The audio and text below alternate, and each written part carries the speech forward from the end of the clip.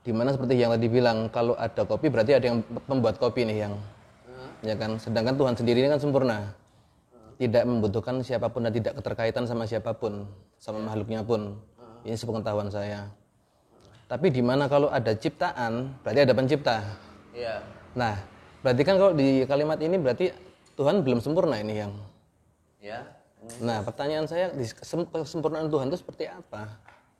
Kalau ada pencipta berarti kan ada ciptaan gitu yang. Salam cerdas selaras. Para tandapan di mana saja berada di seluruh dunia, baik di alam skala maupun niskala. Berjumpa kembali dengan Hyang. Sudah 2 minggu lebih Hyang tidak punya kesempatan untuk mengedit dan mengunggah konten yang terbaru. Maaf atas keterlambatan ini. Hal ini terjadi di luar kehendak Hyang. Hampir selama 2 minggu Hyang harus banyak melayani para pecinta Hyang Welu TV yang datang berkunjung ke padepokan Hyang.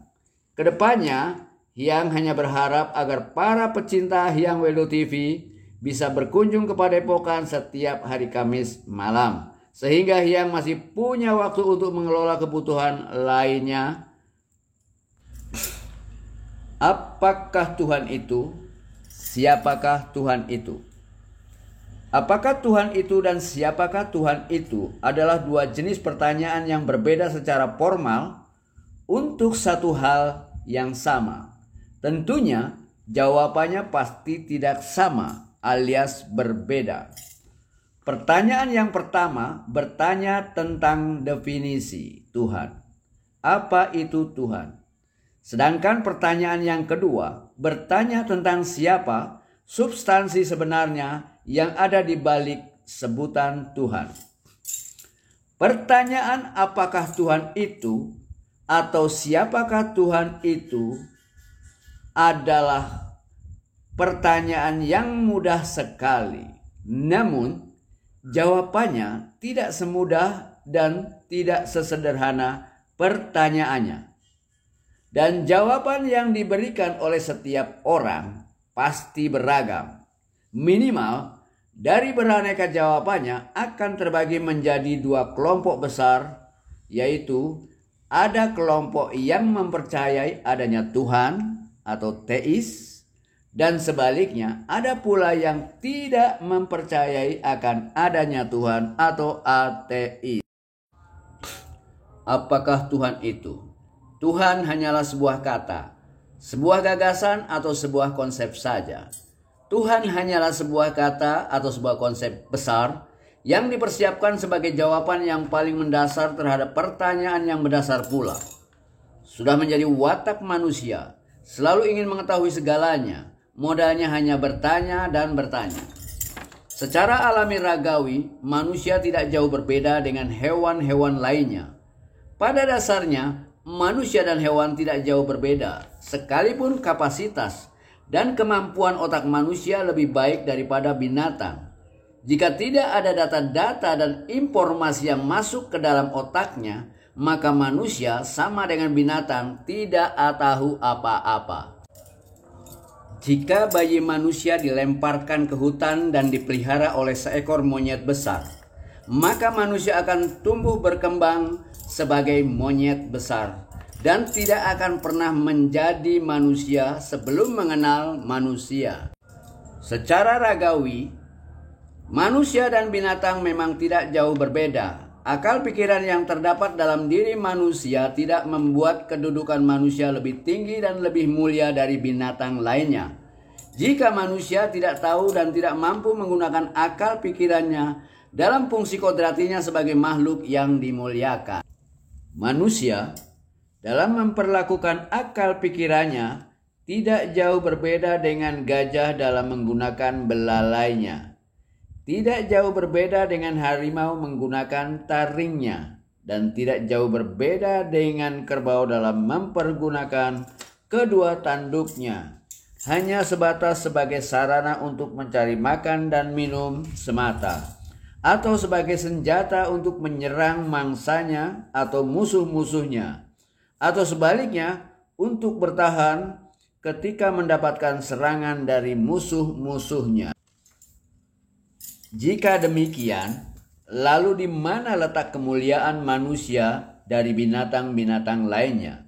Bahkan dalam hal ini, manusia bisa lebih ganas dari binatang buas apapun yang pernah ada di alam semesta ini. Buasnya harimau atau singa tidak seganas dan sebuas manusia. Buasnya harimau atau seekor singa tidak akan membunuh harimau atau singa-singa lainnya. Sedangkan manusia dengan akal pikirannya bisa membunuh dan melenyapkan manusia-manusia lainnya hanya dikarenakan untuk kesenangan belaka atau karena berbeda pemahaman dan bertentangan ideologi semata. Jika dilihat dari struktur dan bentuk tubuhnya, manusia sangat dekat hubungannya dengan monyet-monyet besar lainnya yang sudah bisa berdiri tegak dalam cara berjalannya. Pada awalnya manusia dengan monyet-monyet besar lainnya atau bahkan dengan binatang-binatang melata lainnya sama-sama tidak tahu apapun tentang dunia dan dirinya sendiri. Jadi, secara primordialisme, pada mulanya manusia dan monyet-monyet besar lainnya sama-sama tidak tahu apa-apa. Ada perbedaan yang menyolok antara tidak tahunya binatang dengan tidak tahunya manusia.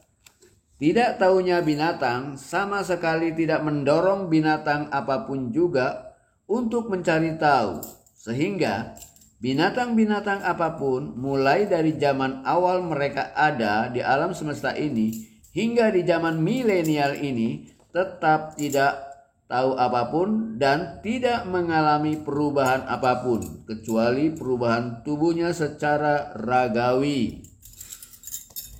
Sedangkan makhluk yang bernama manusia ini justru sebaliknya, ketidaktahuannya yang telah mendorong manusia untuk ingin tahu lebih jauh. Inilah perbedaan dasar antara Homo sapiens dengan spesies-spesies hominid atau monyet-monyet besar lainnya. Manusia dari ketidaktahuannya telah memicu keinginannya untuk mengetahui lebih jauh dan lebih dalam. Dengan demikian, tahu dan pengetahuan menjadi kebutuhan baru dan mendasar bagi spesies Homo sapiens yang mengalami mutasi genetik secara khusus yang tidak dialami oleh spesies-spesies lainnya. Kebutuhan inilah yang membuat manusia berbeda dengan binatang-binatang lainnya dari segi pengetahuannya. Tahu binatang sangat terbatas. Binatang mengetahui kehadiran yang lain melalui matanya, dari telinganya, dan dari penciumannya, dari rasa maupun dari instingnya. Namun, seluruh yang diketahui oleh binatang tidak memberikan arti apa-apa yang lebih jauh kecuali mengetahui kehadiran adanya yang lain secara empiris. Setiap stimulasi yang berhasil diterima dan ditangkap oleh sarana indrawi dan insting binatang selalu direspon dalam dua tanda saja, yaitu sebagai tanda bahaya atau sebaliknya. Dan jika yang terbaca adalah tanda bahaya, maka respon yang dilakukan oleh seluruh makhluk hidup adalah melawan atau melarikan diri. Fight or flight. Itulah pengetahuan dasar yang dimiliki oleh seluruh makhluk hidup dalam mempertahankan hidupnya di setiap perubahan yang terjadi. Oleh karena itu, secara alami tidak bisa dipungkiri bahwa cara hidup manusia tidak jauh berbeda dengan cara hidup binatang dalam bertahan hidup. Pada tingkat kehidupan hewani, manusia dalam mempertahankan hidupnya ada dua cara, yaitu melawan atau melarikan diri. Atau dengan kata lain, berani mengatasi persoalan yang sedang dihadapinya atau melarikan diri dari masalah. Pada tingkat insani, menurut nalar dan prasangkanya, manusia dalam menjalankan hidup dan kehidupannya banyak didorong oleh dua energi negatif yang sama, yaitu oleh adanya keinginan dan ketakutan untuk mempertahankan hidupnya. Begitulah pengetahuan dasar manusia dan binatang sama saja untuk mempertahankan kehidupan dalam setiap perubahan yang terjadi dalam alam kehidupannya. Berkat dengan adanya akal pikiran, rasa ingin tahu manusia tidak berhenti hanya sekedar untuk bertahan hidup saja. Manusia ingin tahu lebih jauh dan lebih dalam tentang semua yang muncul di depan matanya, dan bahkan manusia ingin mengetahui yang lebih jauh tentang ada yang tersembunyi dari mata dan penglihatannya. Jika manusia bertanya, tentunya ingin mengetahui jawabannya. Setiap pertanyaan pasti mempunyai jawabannya. Dan sesungguhnya, jawaban yang ingin diketahui oleh manusia adalah kenyataannya itu sendiri. Jadi bukan hanya penjelasan verbal yang berisi rangkaian kata-kata belaka yang definitif. Jika kamu bertanya apa itu api, tentunya bukan hanya ingin mengetahui definisi dari gagasan api yang berupa kata-kata belaka, seperti misalnya, api adalah suatu reaksi oksidasi cepat yang terbentuk dari 3 unsur panas, oksigen, dan bahan bakar, yang menimbulkan panas dan cahaya. Penjelasan definitif tentunya bukan jawaban yang ingin kamu ketahui tentang apa itu api yang sesungguhnya. Penjelasan definitif tentang api hanyalah pengetahuan konsepsional yang dibutuhkan oleh pikiranmu saja, dan bukan kebutuhanmu, karena kamu bukan sesosok pikiran. Jawaban definitif konsepsional hanyalah kebutuhan telinga dan pikiran verbalmu semata. Sedangkan kebutuhanmu yang sebenarnya adalah ingin menyaksikan cahaya dan bentuknya, dan merasakan panasnya api. Begitu pula pertanyaan hakiki tentang apa itu Tuhan. Tentunya bukan hanya telinga dan pikiran verbalmu yang membutuhkan jawabannya. Konsepsi tentang apa dan siapa Tuhan hanyalah kebutuhan pikiranmu semata. Sedangkan dirimu yang sebenarnya butuh menyaksikan cahaya wajahnya dan mengalami kenyataan substansi absolut yang sebenarnya. Jadi jawaban yang paling hakiki yang dicari oleh manusia atas semua pertanyaannya adalah mengalami kebenarannya, menyentuh kenyataannya, merasakan panasnya api. Jika kamu bertanya, mana kopinya? Bagaimana rasa kopinya? Tentunya jawaban yang ditunggu-tunggu adalah adanya segelas kopi yang nyata dan merasakan nikmatnya air kopi, atau mengalami sendiri rasa yang terkandung di dalam air kopi itu sendiri.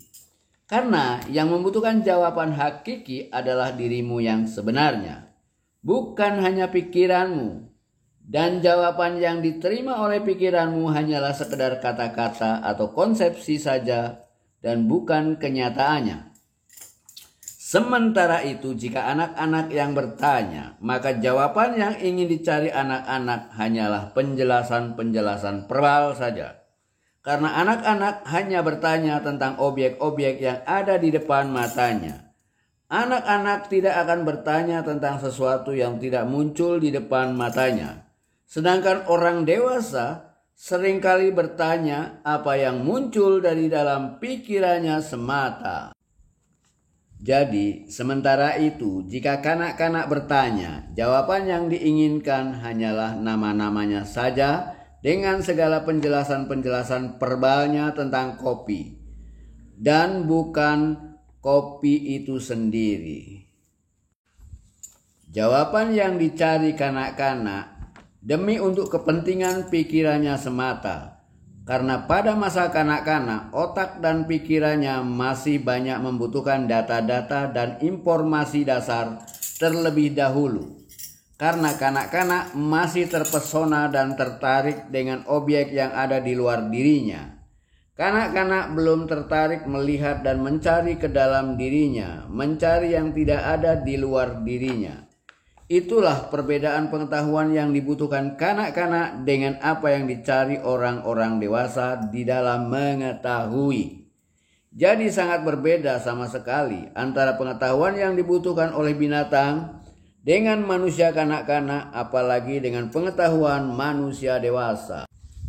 Sesungguhnya, pengetahuan yang dibutuhkan oleh dirimu yang sebenarnya pada saat kamu bertanya adalah mengetahui kenyataan yang sebenarnya seadanya, atau dengan kata lain, apa yang kamu cari sebenarnya adalah mengalami kenyataan itu sendiri yang bebas dari segala konsepsi dan prasangka pikiran yang dualitas dan terbatas. Bukan kata-katanya, bukan penjelasannya, karena yang membutuhkan penjelasan konsepsional adalah pikiranmu semata, dan pikiranmu bukanlah dirimu. Namun, sementara itu banyak manusia kanak-kanak yang belum bisa membedakan antara dirinya yang sebenarnya dengan pikirannya. Banyak manusia yang masih berprasangka bahwa yang sedang berpikir adalah dirinya sendiri, sehingga tanpa disadari, hampir seluruh manusia mulai semenjak dari kanak-kanaknya sudah mengidentifikasi dirinya sebagai pikiran itu sendiri, sehingga seorang filsuf sekelas René Descartes menyatakan diri cogito ergo sum, aku berpikir maka aku ada. Inilah bentuk ketersesatan manusia yang ketiga sesudah tersesat dalam gelapnya tubuh ragawi dan dalam gelapnya keterbatasan panca inderanya. Manusia tersesat di dalam pikiran dan bahasa yang digunakannya. Pada awalnya, kehadiran pikiran mampu mengangkat manusia dari penjara keterbatasan ragawi dan menjadi lebih bebas daripada binatang-binatang lainnya, sehingga Homo sapiens berbeda sama sekali dengan spesies-spesies lainnya. Karena adanya perubahan struktur pada otaknya dan kemampuannya berbahasa kata-kata dalam berkomunikasi dengan orang lain maupun dengan dirinya sendiri. Akal pikiran sesungguhnya hanyalah sekedar sarana pembantu bagi dirimu yang sebenarnya, sebagaimana tubuh ragawi dan panca indramu dalam mendukung kehidupanmu di alam fisika yang penuh dengan berbagai keterbatasan. Begitu pula kehadiran bahasa kata-kata yang merupakan penemuan manusia yang pertama yang membantu manusia di dalam berkomunikasi dengan manusia lainnya maupun dengan dirinya sendiri. Berbahasa adalah merupakan kecerdasan artifisial pertama yang berhasil diciptakan oleh manusia. Bahasa kata-kata merupakan teknik dan sistem yang berhasil diciptakan oleh manusia dalam melakukan tindak pengembangan dan pendataan yang lebih memadai terhadap segala pengetahuan yang bisa dicapai oleh manusia semenjak Adam. Namun demikian, sebagaimana penemuan-penemuan teknis dan keilmuan lainnya yang berhasil ditemukan, kehadiran mereka bagaikan pedang bermata dua. Pada satu sisi kehadirannya telah memberikan kemudahan-kemudahan yang membebaskan, namun di sisi yang lain telah membuat penggunanya terperangkap di dalam keterbatasannya. Begitu pula dengan kehadiran bahasa, telah banyak memberikan perubahan kepada kehidupan dan kecerdasan manusia dalam mencapai kesempurnaannya di dalam satu sisi, sehingga ilmu pengetahuan bisa disimpan dan dikembangkan lebih jauh dan lebih dalam. Namun di sisi yang lain, kehadiran bahasa telah membelenggu manusia dalam keterbatasannya yang dualitas, sehingga membuat manusia terpisah dari dirinya sendiri dan terpisah dari kenyataan yang sebenarnya. Karena bahasa manusia menjadi terperangkap ke dalam konsep-konsep, sehingga manusia mengalami kesulitan dalam membedakan antara konsep-konsep dengan kenyataannya, antara ilusi dengan kenyataan yang sebenarnya, antara pernyataan dengan kenyataan. Dengan adanya bahasa, keheranan dan keterkejutan manusia menjadi lebih berkembang daripada keterkejutan dan ketakutan yang ada pada binatang-binatang terhadap sesuatu yang asing baginya. Di dalam bahasa, keheranan dan keterkejutan berkembang menjadi berbagai pertanyaan, dimulai dari pertanyaan apa itu sampai pertanyaan siapakah itu. Dimulai dari pertanyaan mengapa begitu hingga kepada pertanyaan bagaimana mengatasinya. Kecerdasan intelektual tumbuh berkembang secara drastis sesudah adanya bahasa, dan karena perkembangan kecerdasan nalar manusia yang dimulai dari keheranan-keheranan dan pertanyaan-pertanyaan, itulah yang mendorong manusia untuk mencari dan menemukan jawaban-jawabannya, atau paling tidak menemukan kesimpulan-kesimpulan logis atas pertanyaan puncak yang belum bisa dibuktikan secara empiris positivistik. Munculnya cara-cara baru dalam berpikir maupun dalam berkomunikasi antara 70.000 dan 30.000 tahun yang lalu merupakan revolusi kognitif, sedangkan para pakar ilmu pengetahuan sama sekali tidak mengetahui secara pasti apa yang menyebabkan terjadinya mutasi genetik pada Homo sapiens. Namun, yang lebih penting adalah akibat yang terjadi sesudah mutasi pohon pengetahuan daripada penyebabnya. Apa yang membuat bahasa kata-kata menjadi istimewa yang memberi kemungkinan besar pada spesies Homo sapiens tersebut bisa menaklukkan dunia. Bahasa kata-kata bukanlah sistem komunikasi yang pertama pada kehidupan manusia maupun pada kehidupan spesies-spesies lainnya. Setiap hewan tahu cara berkomunikasi, bahkan serangga seperti semut dan lebah mengetahui cara saling memberikan informasi satu dengan yang lainnya tentang makanan yang mereka temukan, termasuk spesies monyet dalam menggunakan bahasa isyarat vokal sebagai sarana komunikasi. Jadi bahasa sapien juga bukan merupakan sistem komunikasi vokal yang pertama. Namun bahasa kata-kata bagaimanapun juga memiliki keunggulan yang tidak dimiliki oleh bahasa isyarat apapun yang terbatas dan tidak bisa dikembangkan lebih jauh sebagaimana bahasa kata-kata yang digunakan oleh manusia. Pendek kata, terciptanya bahasa kata-kata telah memberikan andil yang cukup signifikan terhadap perkembangan kecerdasan dan pengetahuan manusia. Dengan adanya bahasa kata-kata telah membuat manusia semakin jauh dan dalam rasa ingin tahunya yang mulai tersusun secara kritis ke dalam bahasa kata-kata. Bertanya adalah merupakan cara manusia melalui pikirannya mencari dan menemukan cahaya-cahaya petunjuk yang memberikan informasi dan jawaban-jawaban yang lebih memadai. Melalui bahasa kata-kata, manusia mampu bertanya secara lebih jelas dan lebih kritis. Bertanya merupakan cara manusia menggali pengetahuan lebih dalam dan lebih jauh.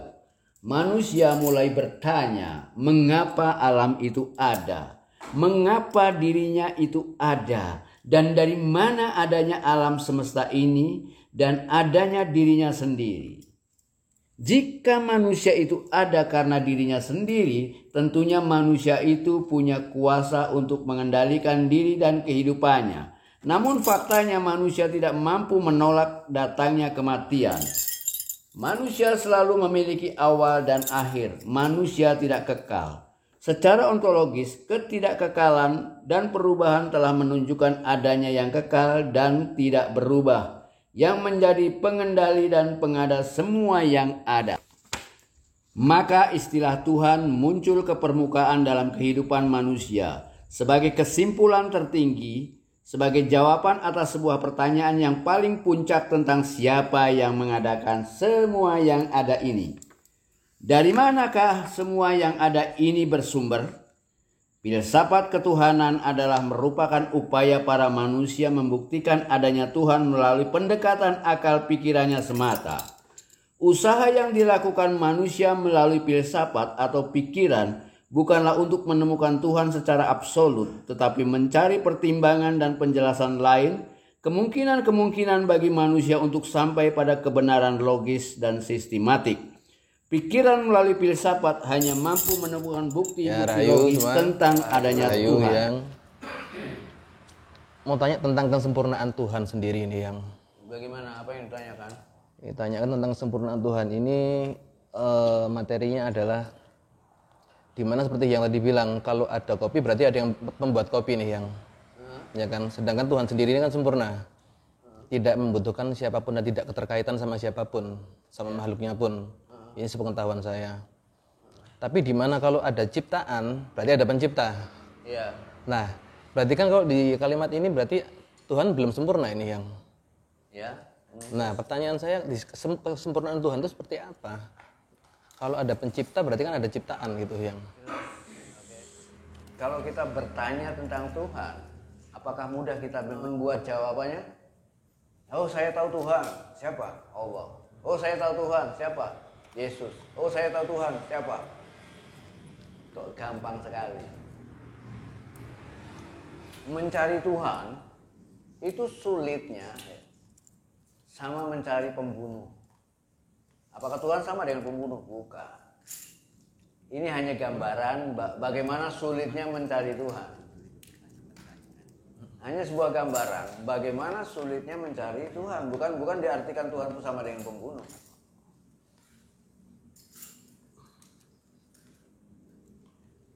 Tuhan yang diperkenalkan, ya Tuhan yang diperkenalkan dengan Tuhan yang sebenarnya itu beda. Tuhan diperkenalkan dia hanya sebagai awal perkenalan, sama dengan sampean berkenalan dengan seseorang. Ya, ketika sampean mengenal seseorang,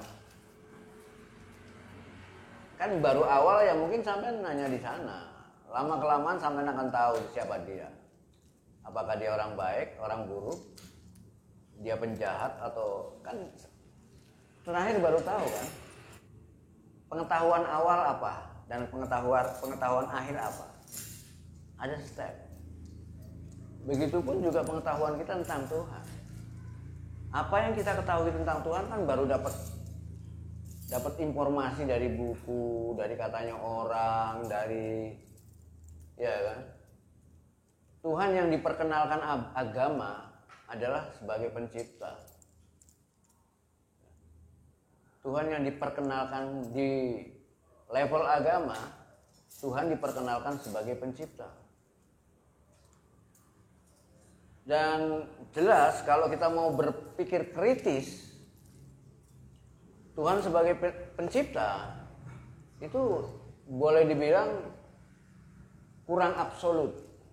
Mungkin kata-kata sempurna bisa disebut, lebih baik disebut kurang absolut. Apalagi kalau kita menyebut bahwa Tuhan tidak tergantung oleh apapun. Tuhan mampu berdiri sendiri sebagai substansi.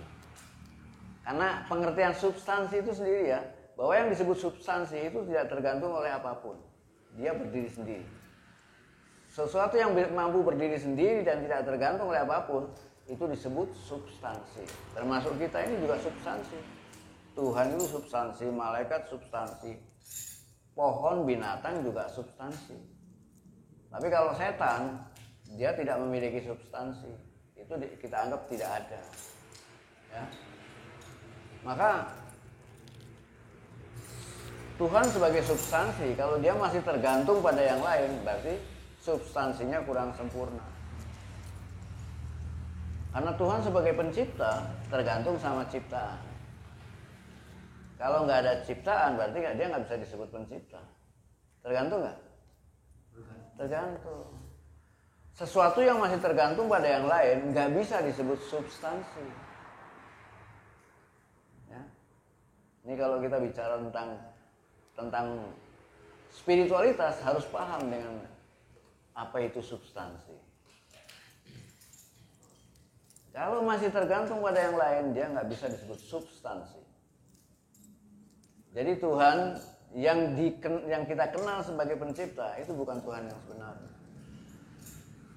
Karena Tuhan yang sebenarnya dia tidak tergantung oleh apapun. Sama dengan seorang pelukis. Seorang pelukis baru disebut pelukis kalau punya lukisan. Kalau dia ngelukis. Kalau nggak ngelukis bisa dia disebut pelukis. Jadi seorang pelukis tergantung sama lukisan. Orang mencoba untuk menuduh Tuhan sebagai pencipta. Itu hanya tuduhan saja, atau enggak tuduhan. Kita tuduh Tuhan itu pencipta, itu tuduhan pertama. Kita dakwa Tuhan itu sebagai pencipta. Seperti kalau dalam perkara kriminal, seseorang kita tuduh sebagai pembunuh. Kenapa kita tuduh sebagai pembunuh? Karena ada korban yang dibunuh. Ya kan? Korban ini menunjukkan adanya pembunuh. Sama, kita menuduh ada pencipta karena ada ciptaan. Ada ciptaan pasti ada penciptaan. Ada korban yang terbunuh pasti ada pembunuh.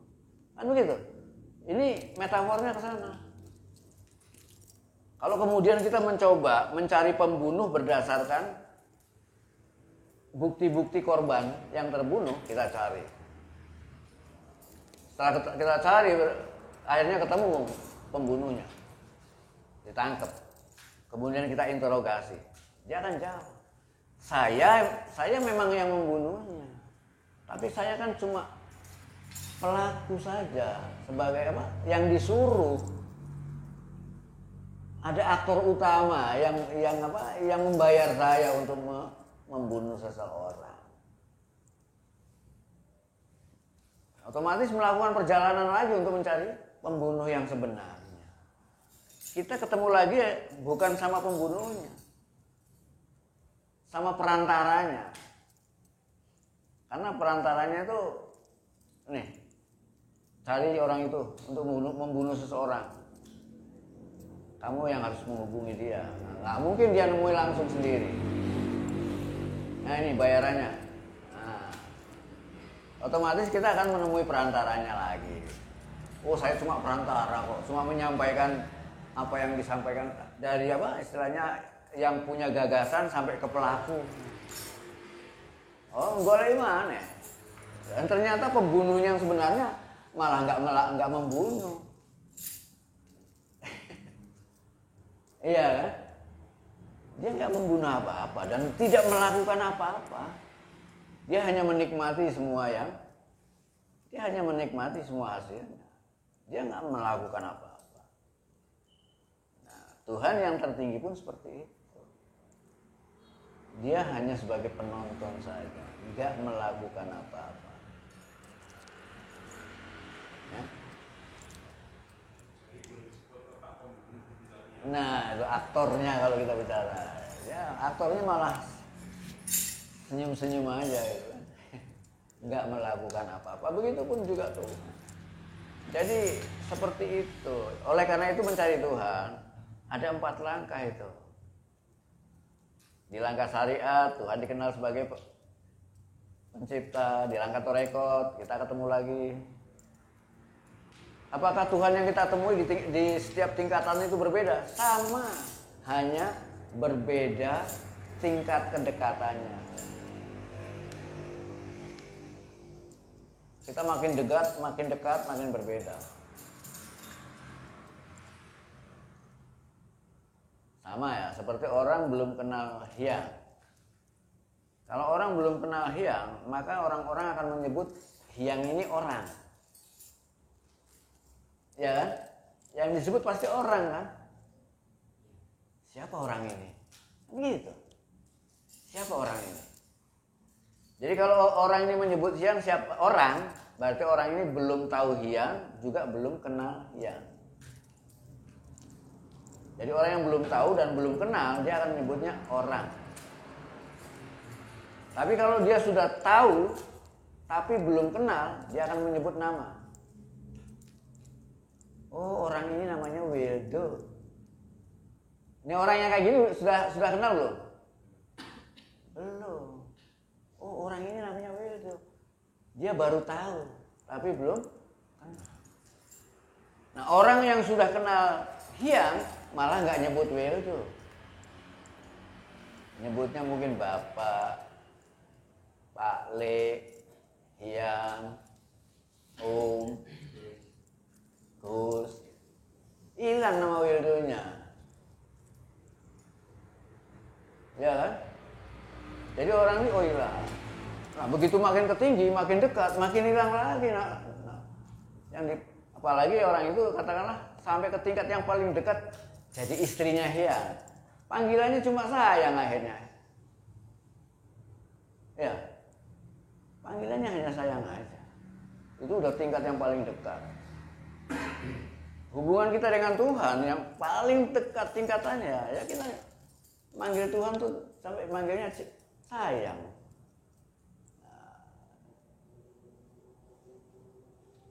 Nah, orang-orang kalau manggil Tuhan masih Allah, itu berarti belum kenal. Masih Allah manggilnya. Belum kenal. Yang punya pacar kalau manggil Wildo ya marah. Wildo sini Wildo, Pak. Ya, ada pacar manggil, misalnya ada pacarnya yang Wildo sini Wildo gitu kan. Marah.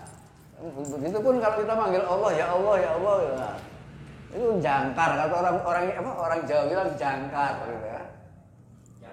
Jambal. Makanya kalau orang Jawa gak wani nyebut Nabi Muhammad, gak wani. Nyebutnya ya Kanjeng. Orang Arab nyebutnya Sayyidina. Nggak mau nyebut namanya tuh nggak sopan, ya kan? Coba sampean punya istri nyebut sampean namanya tuh, Pak Edi, dan Pak Edi.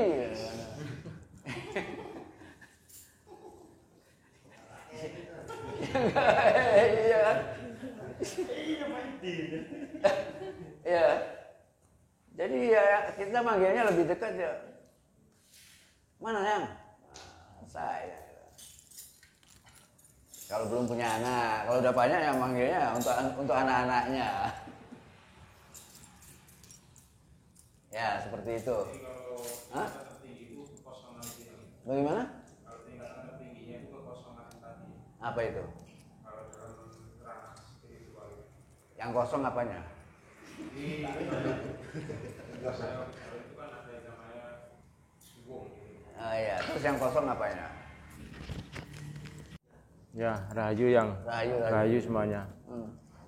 Kan boleh dikatakan kalau Allah itu menciptakan segala sesuatu hanya dengan cukup kun fayakun.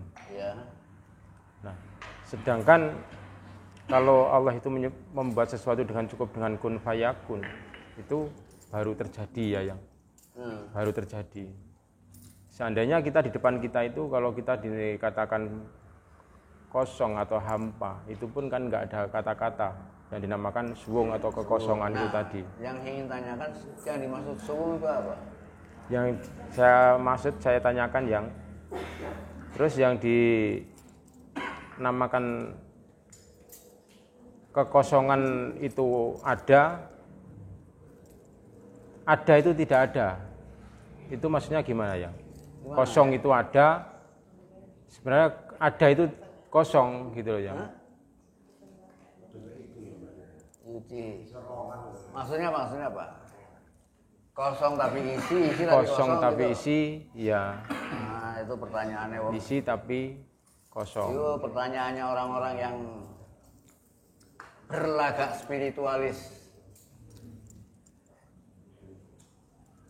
Itu sebenarnya itu pertanyaan yang kontradiktif, nggak jelas. Kosong tapi isi, tapi bisa kosong. Karena saya itu pernah yang kan seperti ini. Boleh katakan kita kumpul yang ya. Dalam perkumpulan ini coba lihat di depanmu ada apa, tapi diem. Kan gitu. Itu kan terjadilah ketidakadaan karena kosong. Kan nggak ada yang bicara, intinya kan gitu yang. Itu namanya bukan kekosongan, kesunyian. Buktinya masih ada yang bicara. Hanya saja yang bicara lagi tidak bicara. Kalau nggak ada suara berarti sunyi. Terus yang dimaksud dengan kun fayakun tadi itu yang kayak gimana? Ya sebetulnya itu nggak berkaitan dengan kosong atau isi. Itu hanya berkaitan dengan penciptaan aja. Penciptaan. Bukan berkaitan dengan istilah kosong atau istilah suwung itu sendiri. Dan bahkan yang sendiri juga ingin tahu lebih jauh apa sih yang dimaksud suwung itu. Karena yang dimaksud suwung selama ini kan hanya sekedar konsep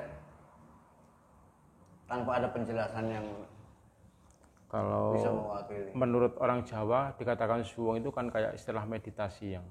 Jadi kalau sudah di tingkat keweningan gitu, kan itu udah tidak ada apa-apa gitu namanya. Tapi gitu. Selama ini yang dipahami orang-orang kebanyakan seringkali menyebut Tuhan itu sebagai suwung. Seringkali menyebut kenyataan itu sebagai suwung dan lain sebagainya. Padahal bukan itu ya yang. Suwung itu kan kosong. Kalau kosong kan berarti nggak ada apa-apa. Tuhan, termasuk Tuhan kan nggak ada. termasuk kita semua nggak ada. Terus apa artinya suwung? Padahal semuanya ada. Ya, ya.